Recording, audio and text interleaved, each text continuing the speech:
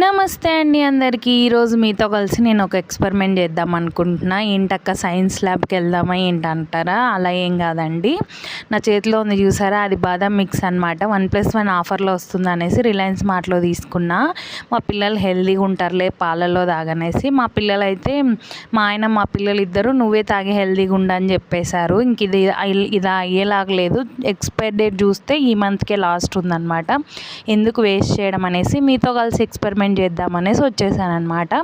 దానికోసం అయితే ముందుగా ప్యాన్లో నెయ్యి వేసాను, తర్వాత చిక్కటి పాలు కొన్నేసాను. ఇదైతే నేను ఇలా చేయాలని ఫిక్స్ అయ్యి రాలేదండో.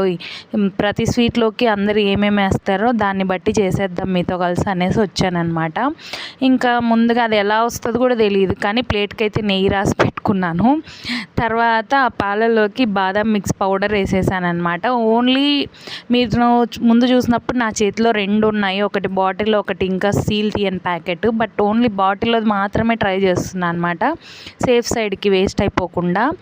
ఇంకా అది మళ్ళీ బాదం మిక్స్ పౌడర్ వేసేసాను అనమాట నెయ్యి పాలల్లోకి. వేసిన తర్వాత ఇలా మిక్స్ చేస్తూ ఉన్నాను. అప్పుడప్పుడు మధ్యలో ఒకసారి 2 సార్లు ఒక్కొక్క స్పూన్ నెయ్యి యాడ్ చేశాను అనమాట.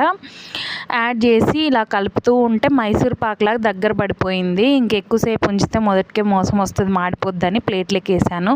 ప్లేట్లోకి వేసి ఇలా చాకుతో తీస్తే కాసేపు అయ్యాక కొద్దిగా సాగుతుందనమాట. ఇదేదో తేడా కొట్టేసిందో అనుకున్నాను.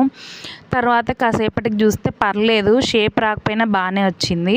మరి టేస్ట్ చేద్దాం ఇంకెందుకు లేట్ అని టేస్ట్ చేసేసాను అనమాట. టేస్ట్ అయితే ఎక్సలెంట్గా ఉంది. ఆల్మోస్ట్ మైసూర్ పాక్ లాగే ఉంది, కాకపోతే బాదంతో మైసూర్ పాక్ చేస్తే ఎలా ఉందో అలా ఉందన్నమాట. కాకపోతే స్వీట్ కొద్దిగా ఎక్కువైంది. Subscribe for more videos.